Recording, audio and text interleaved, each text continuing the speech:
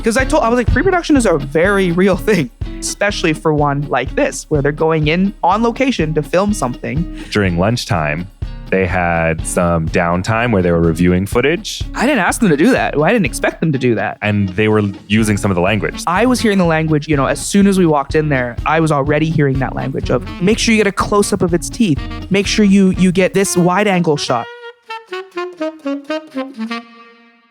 Welcome to Imagine This, a podcast about what's possible in classrooms. My name is Dylan, and I'm an educational technology coach at Classmate, a team that helps people in schools succeed with technology. On this episode, I will be talking with my colleague and fellow educational technology coach, Jen, about what it means to turn field trips into field work. So here's the premise. Generally, when you take students on a field trip, they're often just sort of visitors. They're sometimes consuming the experience. They're walking through set up galleries. They are having a great time, but often just taking in what they are experiencing. So the question is, what happens if you flip that? What if they went with a role? What if they went as a documentarian, as a researcher, as a filmmaker? What changes when a field trip becomes field work? That's the question that Jen's been working on and has answered through a couple of field trips that she's run with a few grade 6 classes to the Vancouver Aquarium.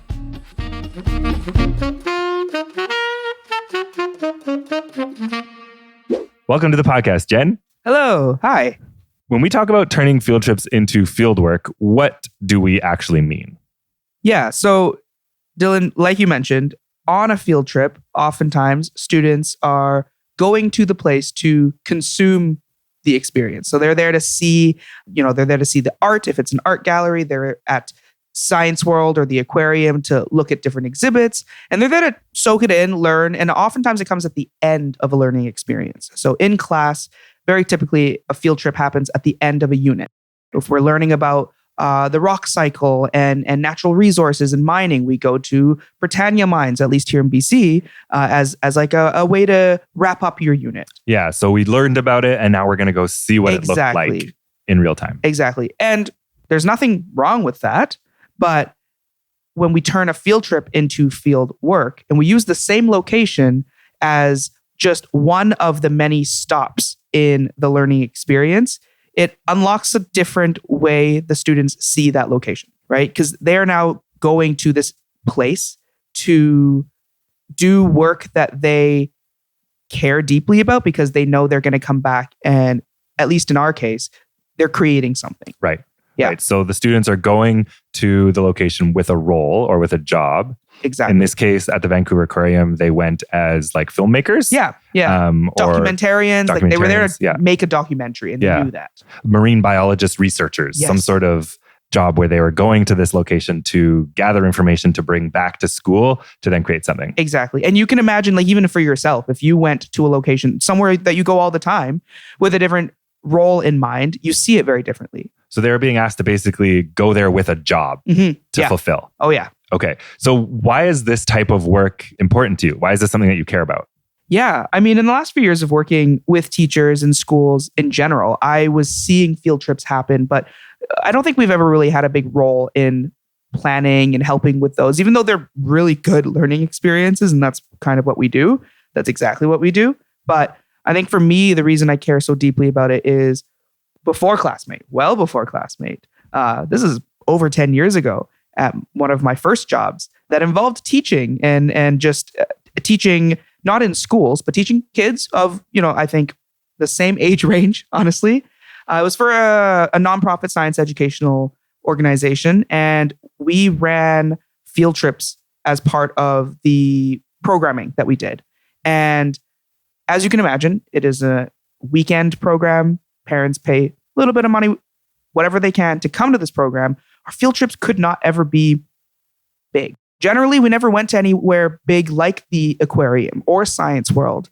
And instead, in those times, we went to places that people wouldn't even think of as a field trip location, or they generally wouldn't host a school because the place itself, the location itself, wouldn't even have an educational program. Right. And we still brought students there because field trips were important as part of the programming. But instead, it was just our jobs to make sure the learning happened beforehand, afterwards, so that they knew what they were getting out of it when they were there. One of the examples we went to was Charlie and the Chocolate Factory, like the chocolate shop. Okay, yeah. Like a store. Like a store, yeah. But the reason that place worked was because they could host a group of kids, but they told us like, hey, we don't have a program. We're not teaching anybody anything. Yeah, but instead it was fine because we front loaded the kids, and we talked about the process of manufacturing chocolate and like where chocolate comes from and like the cacao beans and things like that. One time I like cold called the marina, was part of the aquarium actually. It's a research facility for the sea lions. And they, again, I don't think they really host school groups. It didn't sound like, but we're a small enough group and we were able to go and meet the sea lions and a lot of things about the way that they work with these animals to be able to test their health and make sure they're healthy, and they bring those practices back to the aquarium. All of that to say, I think early on in my career, I realized the learning potential in a field trip, and that it does not matter if the place has this like established educational program that someone else is running. That's always a nice and a bonus. But actually in this type of work recently, it's better when there isn't, because it gives us more freedom and creative control over the product, right? Like we don't have to work around what's there already. And so the aquarium was a great example of this because they used to have some really great educational programs. After COVID, it hasn't continued. Field trips have continued. So schools are free to bring their students in, and they still go in and they paid the admission. And there's the wet lab program. I think you're only in there for 15 minutes, but there is no guided session anymore. And they still have their shows. Yeah. So there's still a lot of education. Don't get me wrong. But it's more like whatever the general public has access to, the schools also have access to. And so that might not necessarily be aligned with the curriculum goals and things that are happening in the classroom. And that's where I come in. That's where these conversations, that's what we do with our teachers anyways, field trip or not. Yeah. So this is great. So the Vancouver Aquarium becomes the place that the first class that you worked with already had a plan to go there. Funny enough, it was, so the teacher, Reggie, when we were talking, the conversation was more or less, man, I really want to bring my students to the aquarium, but can I justify that? Can we justify a trip out there? We got to get a bus or at least enough volunteers to drive. We have to pay for admission. But what are the kids going to learn? There's no program. There's no program. Yeah. I worry, not I, but the teacher, right? Reggie was saying, I worry my students will just run around and I'm just hoping they learn. I'm hoping they get something out of it. And so she's like, so unfortunately, that's why maybe it's not in the cards. Maybe we won't be able to go. And that was the moment where I was like, hold on, stop. Let's talk about this. Let's think about this. Spidey senses are tingling. I was opportunity awaits. Yeah. It was like in that moment, I was like, field trips you don't need a program. Yeah. We can make the program. Yeah. We can make the learning. Make it part of the unit that we're in right now. Let's make a project out You're of it. about to kick off something in science. What is it? Oh, like extreme environments. In social studies, there was a big focus on climate change, the big focus in the UN's goals for 2030, which has now been pushed, I think, to some later year because they realized fixing the oceans will take longer than 2030. But at the time, that's what we were talking about. So it was a very cross-curricular opportunity too. And both of us just sat there like, I think we can do something with this. Yeah. I think we should do something about this. And that's where that idea was born. Okay. So you were sitting with Reggie. She has this opportunity for you to sort of help her and collaborate on this project that you're going to then use the Vancouver Aquarium to inform. So what was the first step in getting this planned out? Yeah. For this one, I don't even think I never met with the kids. So I didn't work with the students for any sort of pre-work, like at least me personally. She obviously did about it and front-loaded them. But her and I, we sat down and thought out, what is the product goal? And there were a couple of things. And we landed on, we want the students to understand different extreme environments and how they correlate to the animals that thrive in these environments and what happens when those environments are threatened. And that ties in the climate change and the advocacy part of it. It turned into, let's create animal advocacy videos from the perspective of the animals. And they could only do that if they're going in and filming these animals themselves, or they're talking in front of the animals as if they're interviewing the animals. There were lots of, we gave them a lot of creative freedom when it came to the project itself. But that one. The brief was basically, you need to create some sort of advertisement that is going to advocate for the environment that these animals live in and speak out against like the threats that might threaten their existence. ELA was a big part of it too. Okay. So perspective writing. From the perspective of the animal. They had to write from the perspective of the sea lion, of the sea otter, of the tortoise. Of the axolotl. Exactly. Yeah. Yeah. Okay. So that was the sort of framing for this project, was they're going to go to the aquarium. They're going to use the aquarium as a place to capture media of some sort about these animals. What did you have to do before the field trip to make sure that it was going to work? It was a couple of quick conversations with our team to make sure, hey, we can take these iPads off site, right? Yeah, and they'll still work. So Reggie's class has access to like a cart of iPads. The iPads were going to be brought to the aquarium so that they could document whatever they were doing there. And okay, so there's one part, the technical part of it. The technical side of it, yeah. What about like actually making sure that the aquarium is the right place for this? Did you go and did you do some recon? I did do some recon. Yeah.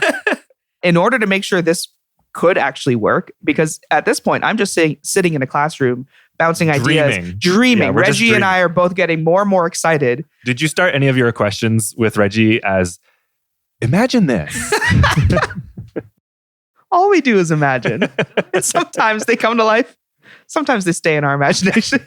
So I found some time, along with Nick on our team. We did some field trip recon. Nick and I spent the day at the aquarium, just the two of us, and we walked around, and we literally walked around imagining. I remember this because at this point, I actually don't think we had a solidified project plan yet. Right. We went with ideas. With ideas. Yeah, we had some loose ideas that were like, what if we did this? What if we did that? Okay, let's just see. And when Nick and I went, we really tried to step into the shoes of, well, we were putting on different hats, right? We were like, okay, as a teacher, okay, as like classmate, and then as the student.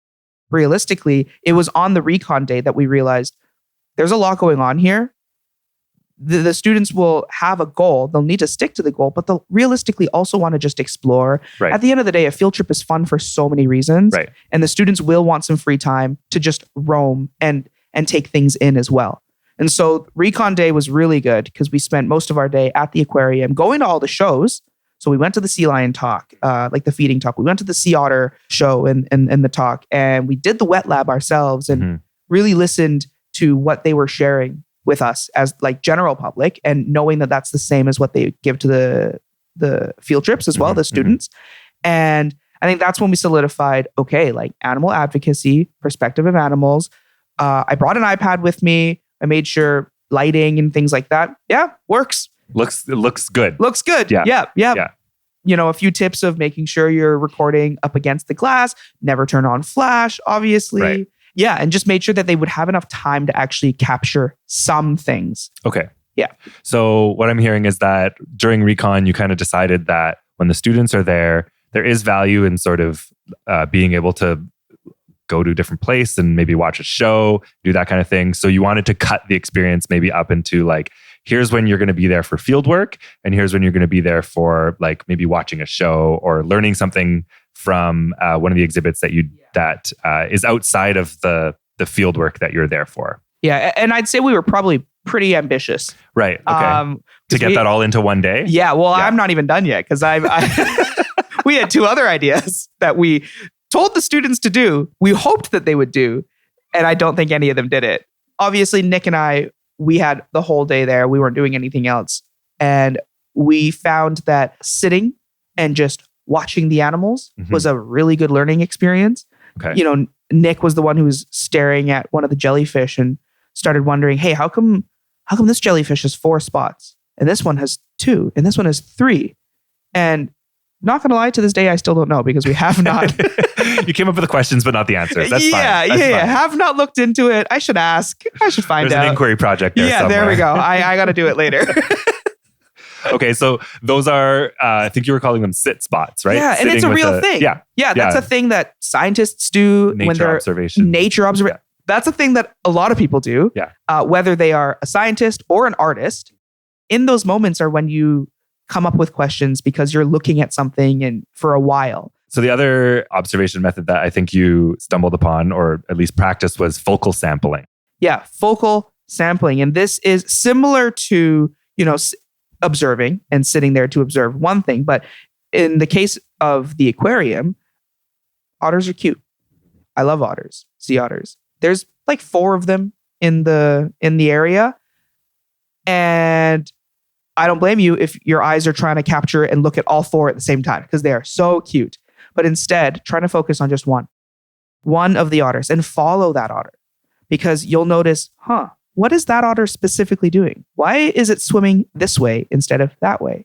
Oh, this otter isn't playing with the toy that the other ones are. So you just start to notice these things, and those generate questions, inquiry-based questions. I really wanted the students to come up with just genuine questions that they were curious about, to somehow come back and ask each other, do the research, incorporate it into their projects maybe. But like I said, there was a lot happening that day. A little ambitious. Yeah. So what I'm hearing is that those like observation techniques were something that you wanted the students to experience, but maybe it was like one too many things. Yeah. So what were the things then that you did pull from the Recon that helped your design of the fieldwork when the students actually got there? Coming up with the schedule. Okay. Yeah. So that included like what they were doing when they were there, as well as like the times of the shows that were there. Yeah, we broke it up so that they knew at least what time we're meeting, lunch, and when we're leaving. And then we put in options for them. So we put in like, this is the time the sea lion show happens. There's another one at 1, 11 and 1, something like that. This is the time that the sea otter show happens. This is the time that the 4D movie runs. Honestly, there's a lot to do. I remember you telling me this, like some of the animals were more available in the morning. Yeah. They just didn't want to be out when it was like busy, or it was later in the day, or it was right after feeding and they went to go sleep. Yeah, certain animals, if they get fed in the morning, you want to go straight to their tank at that time versus other ones that are fed throughout the day. Yeah, the Recon helped a lot. It did a lot of things. It helped us solidify a schedule, but it also showed me that this crazy idea that I was imagining might work. Yeah. So you're like, okay, a schedule is going to be helpful. We have all the things that are available to them, but we've also put in gaps where this is time for them to actually work on the project that they're there for. Yeah. How did the project get pitched to the students before they got to the aquarium? For this, because this is the first run, I don't believe I was there for that. Okay. So you met them at the aquarium. I met them at the aquarium. And they showed up with their schedule, and then they showed up with like a shot list too of like what they were planning. Reggie had created like a workbook, okay, essentially for them to not follow, but it had a bunch of resources. That's where the schedule was. There was a map in there. But one thing that really stood out, other than some prompting questions of things that they could ask employees, people who worked there, or just find out themselves, places for them to jot down notes for what they want their animals to say, was a shot list. Right. It was empty, but it was just a place for them to write out. And I think some of them did some of it beforehand. Some of them wrote it out as they were there. But it was a place for them to identify the different shots they wanted to have in their videos. So if they were making a video about like the, axolotl talking about their habitat being destroyed, then they were like, I need a shot of the axolotl. Maybe one of them swimming. Exactly. Maybe a close-up of their face. Exactly. Right? Okay, so they were there. So this field guide or this like workbook was really the thing that kind of like guided their experience there. And it not only scheduled their time, but it scheduled like what they were actually doing when they were recording things at the aquarium. It provided a lot of structure for them. Yeah. What did it look like when the students were actually using iPads and running around at the aquarium? I can imagine that from the perspective of another visitor, maybe even the staff. It was so cool. It got the attention of everyone. There were employees stopping to just stare and then ask. Yeah. They weren't sure who I was, right? So they were staring, and I obviously then start to chat them up of like, they're making a project. Like this is their location to shoot and film, and this is what they're doing. And one of them from that day recognized me because it was just a couple weeks prior that I went and did the Recon, or at least maybe like a month prior. So it wasn't that long. And her and I had a good chat even when I was doing the Recon day because I was telling her what I was doing. Okay. And so she recognized me right away. and approached some of the students. And then those students got really excited because they started asking her questions about their animal, which was the sea lion, and then telling her about their projects. They read out their script to her. She was giving them feedback. It was great. So they did like a dry run with her before they actually recorded in front of the sea lion. Yeah, exactly. Yeah. Exactly. And like there were other schools there that day I saw, and it just looked crazy because the students that we were there with, every third or fourth one had an iPad in their hands, and they were very focused on doing what they were there to do. Some of them were wearing like headphones. Some of them were pretending that they had like fake mics that they were holding. Some of them had chosen to go like the news report route, right? So they all kind of looked a little different. And these other schools and teachers were kind of just walking a bit slower and trying to figure out what the heck we're doing. Yeah, I mean, on our Classroom Chronicles, there's a couple of write-ups that we have, and there's some pictures in there of like what it looked like. And I mean, it's kind of amazing. They have scripts, they have iPads, they have little, like you said, microphones and props. Yeah. And this is something that I talked to Katerina, the kindergarten teacher, in one of our previous episodes. The iPad is a tool, right? And determining what this actual device is going to be used for in the experience that they're about to have. So the iPad nobody was there playing games on the iPad. Yeah, no. It was there as a camera. Yeah. That was kind of like its main purpose that day, which was to record record video, take pictures, and come back to the school with some content that they would then use to create. So other than that, they had no interest in it. Yeah. It did not matter to them. It was just a tool that day, right? And I think this is like one of those moments where tech, I've said this before, but like it kind of gets a bad rap of like, this is something that is going to be distracting. But when it's intentional like this and the students are given a job and a tool that helps them achieve that job, like it can be really empowering. Exactly. So the students themselves had a pretty specific experience when they were there. And then they leave the aquarium with this iPad full of video or pictures or videos of them doing like a news report or something like that, or some sort of advertisement. What were they then tasked with doing when they got back to the school? When they got back to the school, they went into at least a few weeks, maybe even a couple of months of editing and putting their videos together and creating. There was a wide range with this group because the goal that they were given was create an animal advocacy video from the perspective of your animal. And that was kind of it, right? Like how can they as animals advocate for their needs in their extreme environments? That was it. Okay, so they're back at school and they're using, was it like Canva that they used to Canva. Edit things together? Great. Canva's kind of been our like one-stop shop for any sort of media creation. It can be as creative of a way as you want. Yeah.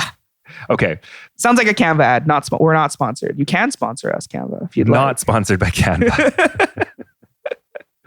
Okay, so this was sort of your first time doing this project at the aquarium, but we published an article about this. Actually, it was a couple articles about this project. And just like some of our other projects, this then inspired another teacher, or actually it was a couple of teachers who wanted to do a very similar project the following year. So what happened there, and what did you learn about the first experience that you then applied to this next field trip, again to the Vancouver Aquarium? I learned so much. Okay. Yeah. Teachers saw the previous chronicles that we had posted. And so Elisa, she was like, hey, I saw your article from last year. I think I want to bring the students to the aquarium, or they usually go anyways. I think it was one or the other. They like already go, but it was a way to wrap up the unit, a way to, okay, we've learned about extreme environments, or we go on 2 field trips a year. Let's just make the aquarium one of them. Nothing wrong with that. But she was like, no, let's There's do no that. Intention. There is no. Let's add some intention behind it. Let's add some intention. Let's get them to create something cool. Like one of the immediate things I learned, and I realized even while I was like at the aquarium the first time with the first group, was I need to spend some time with these students before they even like arrive to the aquarium. Not that the teacher's not doing the front loading of the material. It's not even that. It is spending time with them to analyze real life examples of the work that they're going to make. It's spending time with them beforehand to make sure they know how to use the tech in a different way, because these students, they know how to use the iPads. We use them at the schools all the time. Do they know how to use them in public? Do they know how to use them in the aquarium where there's a bunch of glass and there's glare and there's other sounds that you're competing with. So there are those things. Okay, so what I'm hearing is that there needed to be more clarity around like some of the way that they use the technology. So like part of the ADST curriculum is about using tools in a way that like helps enhance like a job that they're doing or a learning experience or gives them an extra skill. And you identified that like defining that a little bit more and giving them some more language and tools around like how to hold the iPad, how to shoot video in a productive way or in a way that makes sense would really benefit this next group. Yeah. So my second lesson with them, not even the first, my second lesson with them before their field trip to the aquarium was something I called a pre-production meeting. Yeah. I loved that they had this name. This is so good. I'll talk about that later. Okay. Because first I want to talk about what I think was probably the most important part of this. Mm-hmm. The first thing we did was Elisa and I, and the reason she'll come up more is because Elisa and Rachel, and both of them, the grade 6 teachers at the school, but they co-teach certain topics. So Rach takes social studies and Elisa does science. We had compiled a couple of documentary examples. She really likes March of the Penguins. And when I just said, yeah, like the students last year, they went in and recorded videos.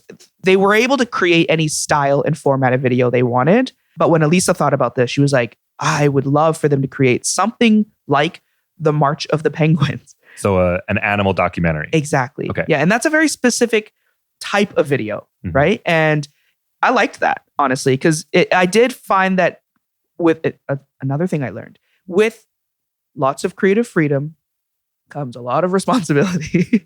And some of the students did struggle with what type of video should I make, and spent more time than they really needed to deciding amongst themselves what type of video they wanted. Will it be a humorous video? Will it be a newscast? What will it be? So instead I'm like, okay, let's try that. Let's give them like a goal of everyone's making some sort of a documentary. There are different tones to documentaries, but at the end of the day, it still is this format of video.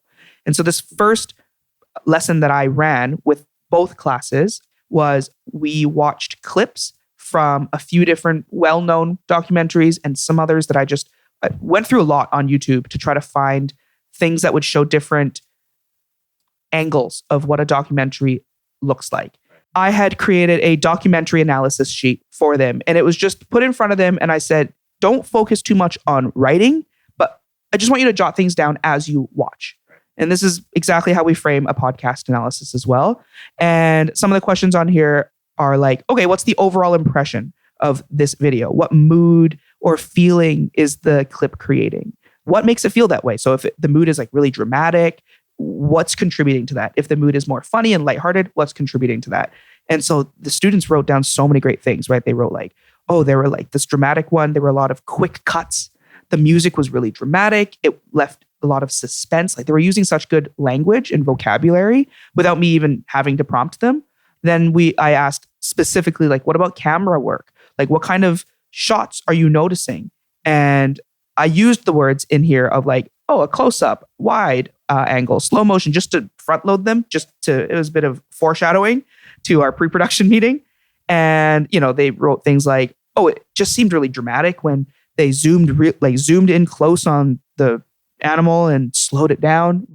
So they're connecting like what they're seeing to how it's making them feel and trying to draw that connection between the stylistic choices of the producer or the director and like what it's trying to make the viewer feel. This is sort of like the start of, well, if I'm going to make my own video or my own documentary, then I want to do some of these things as well. And we tell them, right? We're like, the reason we're doing this is because you're going to create something like this eventually, right? Like down the road after we go to the aquarium where you're going to be filming, you're going to create these and, bringing up things like voice and different narrators and different just different tone and what that means to the documentary itself. So that was a really good first meeting. And this was one of the things where immediately during the first time I ran this with the original class, I was like, I want to do this. I think I should have done this, but it's okay. I'll do this next time. Okay. So then they do the analysis. They've got all these like ideas about what video choices can be made and how those might make the viewer feel. So that's kind of like the thing that prompts then this next meeting, which is the pre-production meeting, which is setting up like how they're going to go about shooting video at the aquarium. Is that right? Yep. Second meeting, and this is I think this one happened like the week before we were going to the aquarium. So timing wise, it was great, fresh in their brains still. At this point, so in between my meetings with him, there's a couple weeks that go by, maybe 2 or 3 weeks. And in that time, Elisa and the teachers, they've assigned groups. They were put into groups of 3 to 4, and they were given an animal, or they chose an animal. So they came into the pre-production meeting knowing the animal that they're going to focus on and the groups that they're working with. And that was kind of it, right? And that's all we needed them to know at this point, because after pre-production, then they would continue to script things out, think of what they wanted to start filming. And so pre-production was fun. That is how I phrased it. My intentions, my goals for this meeting was to make sure that when they went to the aquarium, they knew how to utilize their iPads in the most efficient manner. So another lesson learned, right? From the first one, where I realized a lot of them, I was watching them not film up close to the glass.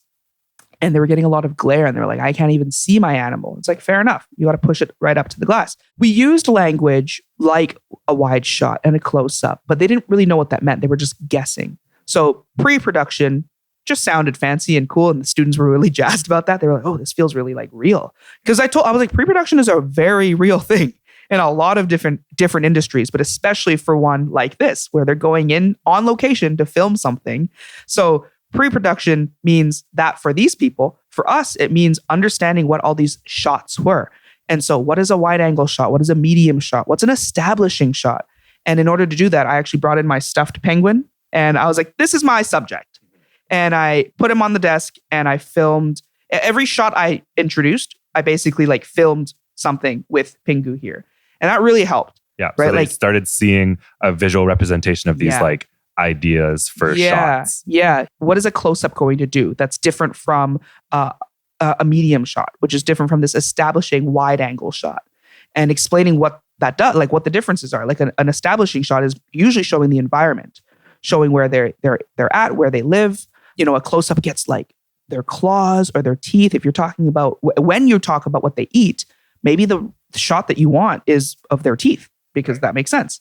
I'm giving those examples. And that seemed to help in their planning a lot. Because then after that, for the rest of that meeting, and then for the rest of the week, they got together with their groups and started writing and drawing out some of the scenes and the shots that they hoped to capture. And this is the coolest thing too, is when we do video projects at school, a lot of times their subjects are each other. So they can say like, this is the close-up shot I want. I'm going to get it. Yeah. They can direct. They can direct. Yeah. You cannot direct the animals at the aquarium. And I tell them that, right? It's like, you are going to have this like wish list of shots. And like a real videographer, you might not get them. Yeah. You might not get any of them. And how are you going to redirect? Yeah. Or you might get a few of them. When you go to the aquarium, you only have that day to shoot. Not like, BBC Earth, who might, hide in a hole in the earth for 6 months trying to get a shot of a mouse or something like that. Crazy. Okay, so they get this incredible opportunity to then take these shots that they've learned about. Then they've created, did they storyboard some of this to kind of like get an idea of what they're trying to say, or like what they're going to be aiming for eventually? Or was this just like, let's try and get the shots first, and then we can come back and like make something out of those shots? Yeah, I want to say, because I feel like the storyboard template comes out with like any of my video projects, but I didn't for this one. And I think the reasoning was exactly what you said. I didn't want to set them up for failure almost. I didn't want them to get so hung up on exactly what the shot will look like and go and realize they can't. Okay, so this was almost like flipping it a little bit and saying like, you're going to get footage. Yep. And then once you have that footage, then we're going to come back and we're going to edit that footage into something that will work for your documentary. So I guess like the practice there is like, shoot a lot of video, because when you come back, you're going to do a lot of editing. Yeah. So is that what happened? Yeah. They went and the day of the aquarium visit was great. Yeah. So now we're on site. We're on location, fieldwork site being the Vancouver Aquarium. Yeah. They came same idea with an iPad, with a shot list and a schedule. Exactly. Same kind of idea. Same idea. Okay. Yep. Another thing we learned from last year was some of the groups from last year, like the year before this project, some of the groups got so focused and hung up on getting the perfect shot that they didn't even explore the aquarium. And I didn't want that to happen either. right? So for this group, I was very specific of when we arrive, I want you to focus that first hour and a half on going straight to your animal site and capturing footage. Honestly, all you needed is an hour. Then based on that, start exploring, go to the shows. Some of your shows will actually be for the animal that you are exploring and learning about. So that works out. And then take the rest of the day to explore different parts of the aquarium. And then if you have extra time, continue to film more. And that really helped because I think this group actually did manage to see different parts of the aquarium more, because some kids will go to the aquarium every year and some kids have never been there. You just don't know. And so we want to make sure that they're still getting to see different parts of it. And so day of the aquarium, mostly it didn't change in terms of what it looked like. Still looked very bizarre to these employees and other schools watching this group and we had double the amount of kids because this was 2 grade 6 classes. Yeah. So there were about 60 kids, 50 to 60 kids, running around the aquarium. And every 3rd or 4th student, there was an iPad. Had an iPad in hand. There's some great shots of the group that was, I think they were doing the Caiman, the like small alligator that's there. And it honestly looks like they're dangling an iPad like feet above this alligator. There's obviously like, 8 or 10 feet in between them and the Caiman, but it looks like they're literally, they just have their hands over both child in the exhibit. And iPad dangling over this alligator. The perspective of that picture makes it look a lot more dangerous than it actually was. I promise it wasn't. I keep the kids safe when I'm there. So the story behind that picture actually is such a good moment as well, because the Caiman, which is actually neither a crocodile or an alligator, which these students taught me about. Great. It's in the family. It's in the family. But it's neither. It's neither. Yeah. And they're much smaller, but still very scary looking. Big claws. Lots of teeth. Lots of teeth. It was at lunch. The group of students that were focusing on the Caiman came up to me, heads kind of like just down. And they were like, Jen, we need your help. And I was like, what's going on? I thought maybe there was an iPad issue. They're like, the Caiman didn't come out the entire hour we were there. We sat and we stood and we waited and it didn't move. It was just sleeping, tucked away in the corner. We could barely see it. What are we going to do? Like, how are we going to make a video out of all this footage of nothing? Yeah. So they came with an expectation that they were going to get something. Nature did not and that's respond. Exactly what happens in real life too.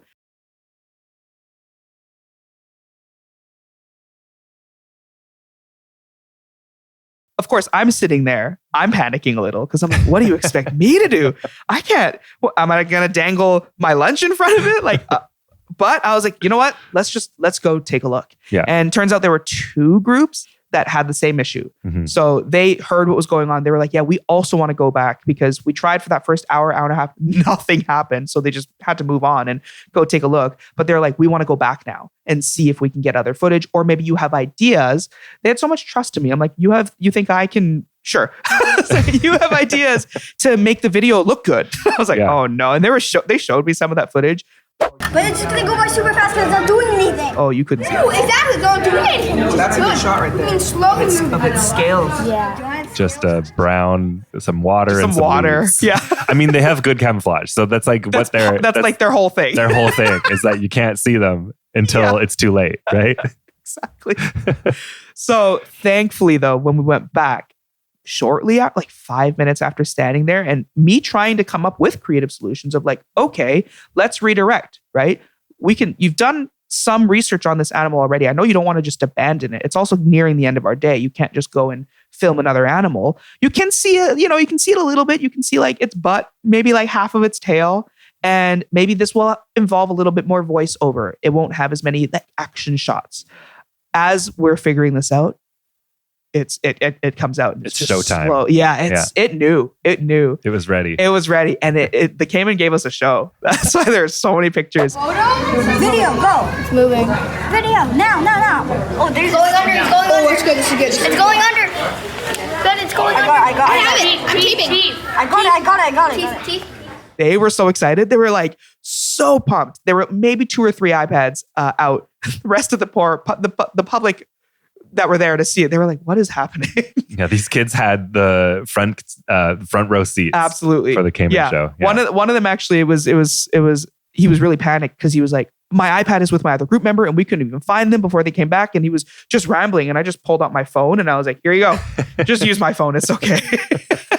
So there are some shots. But when he gave me my phone back, I was able to snap a couple of shots. It just looked so funny because they're so excited about the Caiman. Yeah. And then I'm behind them so excited about them being excited about the Caiman. It's just levels of excitement.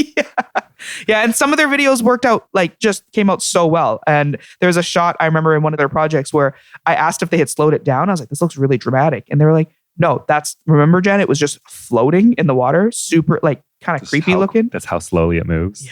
Yeah, I thought it was slowed down. That's so good. One thing I wanted to ask you about was it sounds like during lunchtime, they had some downtime where they were reviewing footage. Yeah. And you were circulating. I didn't ask them to do that. Well, I didn't expect them to do that. So they were into it. Yeah. So they were like, we have some super downtime. into it. Let's review our footage. Let's see if there's anything we've missed. Yeah. So that they could go back and film more. And they were using some of the language. Like you heard them talking about like, we need to get this shot. We need to do that. I was hearing the language like right at 10 a.m. Yeah. You know, as soon as we walked in there and I was just circling the groups and checking in on different students, I was already hearing that language of, hey, make sure you get a close up of its teeth. I have it. I'm taping. I got it. Teeth.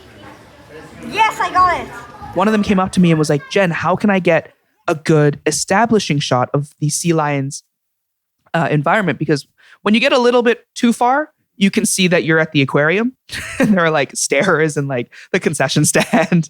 I'm like, well, you know, like understandably, your documentary, we know that this was filmed at the aquarium. We cannot fake the fact that this is the real environment of a sea lion, but they're using the language and they are understanding the intention. Because the only reason they can ask me that question is because they know what an establishing shot even is. That's great.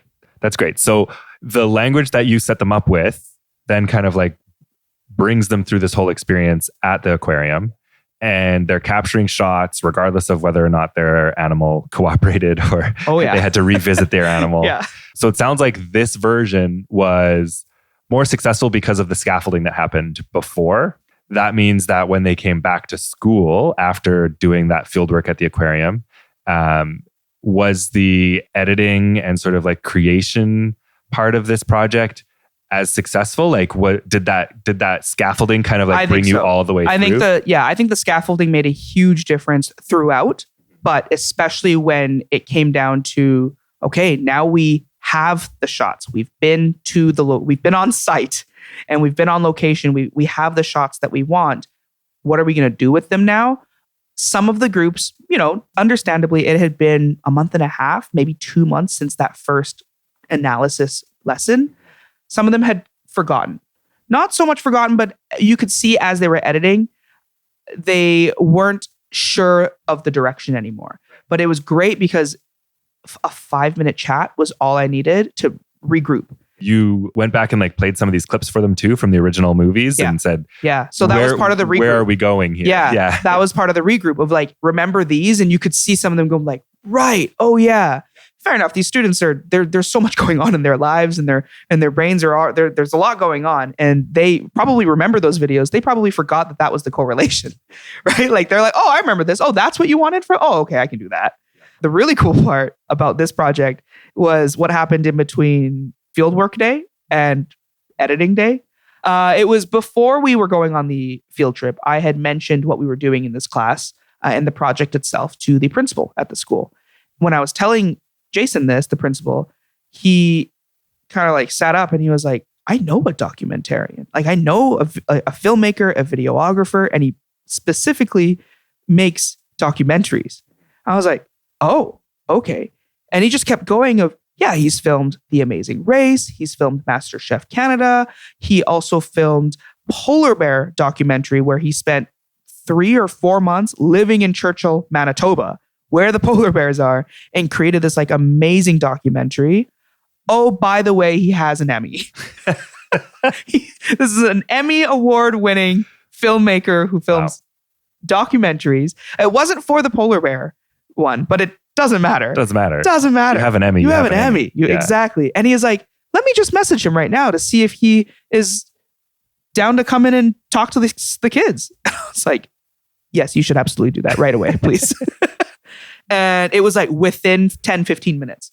He messaged Ian Kerr. Ian Kerr. Yeah. Okay. Yeah. Very accomplished filmmaker, but all around just cool dude. Yeah. This is so cool because you're not only bringing the students to a location to do field work, but you've also now brought in an expert into sort of like connect the dots for them, right? And this is what these like learning experiences, this is like where they thrive, which is when you connect them to things Real outside things. of the classroom and you give students sort of like a look into something that they could step into, right? And inspire them. Yeah. Yeah. So this is very cool. I couldn't even have like asked for this to happen even if I wanted to. Like this was so There's serendipitous. only so much it was that we can also do in the classroom, pretending to be experts or presenting as an expert or something like that. Bringing someone who has like the weight of it. Totally different. And he brought in like camera equipment. He brought in the weight of his Emmy. He brought in the weight of his Emmy. That's how much weight. Very heavy, actually. Wow. Yeah, it's much larger than I, thought. So that happened. Ian graciously agreed to come in and chat with this group. And it happened right after the field trip. I think it was the week after we were at the aquarium. Mm-hmm. And before they really even started editing, which was a great time, right? Because it was good to regroup and remind them, okay, remember these people I was talking to you about? Well, here's one of them. Right. And Ian had a great talk with them. It was a bit of a Q&A session, and he showed some pictures of him working on this polar bear documentary, which we watched before he came in. So we did another analysis, but this time of his work, and then we got to talk to him. And the teachers and I, we helped them just come up with some questions that they would have wanted to ask him. And they asked some really great questions as well. But the talk was amazing because Ian walked us through just like his life and how he got to where he's at today, all the different types of work he does. He had some really good life advice for everyone, not just the students. I think it was great advice for me too. What did he say? If you want to create good art, consume good art. Like if you like whatever you are trying to produce, what you expose yourself to and what you consume needs to be like the highest quality as well. Right. And that makes so much sense. Because if you're not, then that's going to speak volumes in when you try to create and produce something. And I think it was such a validating thing for me to hear because of what we do a lot of times, which is analyzing real work. Yeah. And I think that always makes a big difference when we're trying to do things in the classrooms of let's analyze a really good podcast. Let's analyze a really good video so the students know that's what we're striving for. It doesn't have to look exactly like this, but that's the end product that we're hoping to create. That's reminding me of something that I've heard about just like sort of creativity in general. When you work within an area that is like in a creative field, sometimes you like worry about like coming up with something that someone else has done and you like want to have ownership over this thing. Like I've made this thing and it was just me. But like inspiration doesn't really work like that. No. You can't like work in a vacuum or like work and not look at other things. You have to consume stuff that you feel like is going to inspire you. And Ian's point of like, let's watch the thing that is the most inspiring, the highest quality stuff, then it's going to inform how you make things. It's going to inform how you like create things in the world. And I think it's amazing that these students got to hear that from someone. I don't even think these students that creative. Yeah. Yeah, I don't even know if these students realize how lucky they are. Well, it's one of those things that you feel like it goes into the back of their head and then later on it'll like pop up and like, oh yeah, when I was in grade 6, a guy with an Emmy showed up and he said something like this. Yeah, we got to do this thing. Such a cool experience. I'm hoping like they remember this down the road. That's as much as you can hope for, right? The resume of Ian is quite impressive. Yeah. So Ian shows up. He has this like really inspiring moment, talks to the students about what it means to be a documentary filmmaker. Then the students they're kind of like in this editing mode and they move to creating these videos, their own documentary movies. What was their creation process like? And what did they make? What did you see on the other side when they were done with these videos? It is known as many things. The predator of the Pacific, the emperor of the ocean, but best known as the black-tip reef shark. This may look like a regular fish to you, but trust me, it isn't. It can detect extremely low concentrations of substances like blood in the water, and that's not even its coolest adaptation. It also has electroreceptors that can detect the electric fields of its prey. Another cool adaptation the black-tip reef shark has is an organ on their flanks that detects light water movements made by other fish. This is the sea otter. They are known to be very sociable and lovable animals. This documentary will show you their habits and lifestyles. Sadly, we could not get all the footage that we wanted since a part of their enclosure was closed off to the public. So please be patient. We hope you like it. All of these videos were fantastic, but you can really tell the groups with the students that got it, like really got it. Because you can tell right away from the tone of their videos, it sets off very dramatic. The color scheme fit, the music fit, the voiceovers were very some of slow them recorded and dramatic. voiceovers. Yeah, some of them recorded voiceovers. Some of them started off that way, and some of them had forgotten, like I had mentioned. And so there was a bit of showing what they had watched from before, and then showing each other like their classmates' work. So their other classmates and what they were doing, and just inspiring each other in that way. But the videos they created were amazing, and all of them were so different. And we didn't want all of them to be these like super dramatic, slow and kind of scary sounding. They didn't all have to be David Attenborough exactly dramatic retellings of nature stories. Some of them could be, and some of them were. Yeah. But some of them were a bit cheeky. Yeah. Some of them were a bit more upbeat, especially if their animals were like the monkeys. Yeah. Those ones. The otter ones were like very cute. Super cute. Exactly. Yeah. Like you're deciding on, how you're pulling the heartstrings. Right. And so the end result of all of this was amazing. They had a few weeks after coming back to work on these projects, so they had quite a bit of time to edit. You could tell which groups, some of the groups, and I didn't do this, and again, I'm learning every time I do this. Some of the groups who had self-assigned roles. So some of the groups who decided, I will be the editor, right? Like we can all put things in, but I'm going to do like the final sweep. Right. And those groups, you could tell because the tone was consistent. Yeah. Whereas when something you would change I think for so. next time is like prescribed roles within the groups. Which we had roles sort of, right? But they all had like one collective role. Yeah. Yeah. We didn't separate the roles. And you could tell when an editor changed halfway because the tone would shift and the style would shift and even like the font would change. There wasn't the one final person looking through and being like, hey.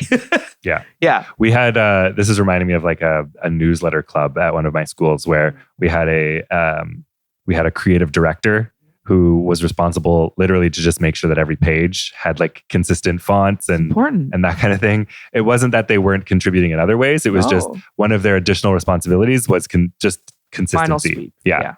That's like what you do as our editor-in-chief with the Classroom Chronicles. Yeah. You make sure. The creative director. Exactly. You make sure our tone is consistent.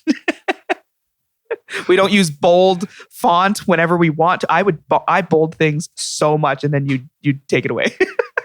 So one of the things that we heard from the parents in this project was that their child had been to the aquarium like so many times. It was one of their favorite places to be. But this was one of their favorite times going because they had a job, because they had a responsibility when they were there. It was really heartwarming. It happened right after the field trip. Rachelyn had gotten an email from a parent, and then she quickly forwarded that and shared that with myself and Elisa. To paraphrase the email, it said something along the lines of, my child has been to the aquarium so many times over the years. He's done camps there. We've done like just different programs there. We go a lot. We have an annual membership. And frankly, he's starting to get bored of it. You could tell, right? Because he's in grade 6 now. He's a bit older. And she said that this time was totally different. Like he was super excited to be there. He knew he had a goal. He was talking about it beforehand, after the fact. Yeah, and this is like part of the email, but also part of conversations that I knew the teacher had with the parent afterwards, which was like all I needed to hear. Because I'm like, this is why. This is my reason that we're doing this, and hoping to do this with more and more teachers as well. That's kind of, that was a standout moment.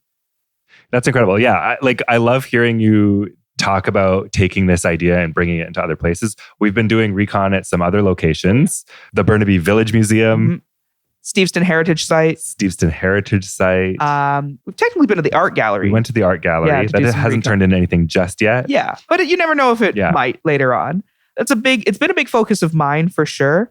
And so I'm about to go on another field trip in a few weeks, actually, to the Steveston Heritage Sites. With students. With students, yes, with 2 grade 5 classes, talking about, they're doing their unit on immigration. So the bunkhouses and the shipyards, all of that at Steveston lends itself very well. They do have an educational program. And so we've worked with the existing program, worked it into a project that they're going to be working on. The students are going to create junk journals, or really just like scrapbooks almost, if you think about it like that, but of materials that, again, there's a little bit of perspective writing as well. Like they're going to take on the perspective of a certain type of immigrant that's coming into Canada to do a certain type of work. What would they have encountered? What type of tickets would they have had? And then taking pictures when they're there in Steveston, but also coming back and creating fake receipts and artifacts for them to put in. This can only happen when they're there and observing and documenting. And so, I'm excited for that one, but some recon was done for that as well over spring break. Carlo and I went and checked it out.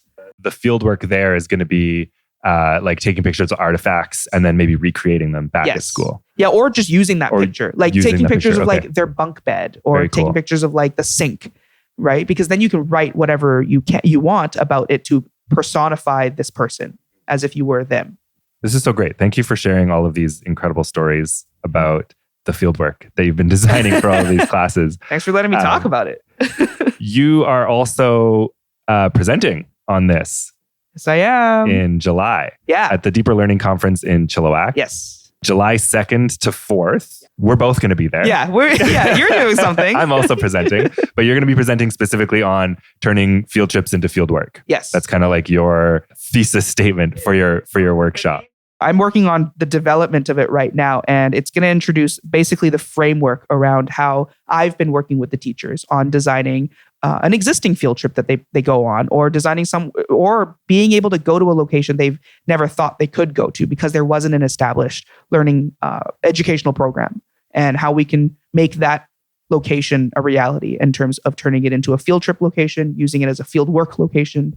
So yeah, I'm excited for that. Yeah, it's going to be great. The Deeper Learning Conference in Chilliwack, July 2nd to 4th. Jen and I will both be there. And come say hi if you're going to be there. Yes. And reach out if you have an idea for a field trip that you'd like to turn into field work. Yes. Thanks for listening, and we'll see you next time.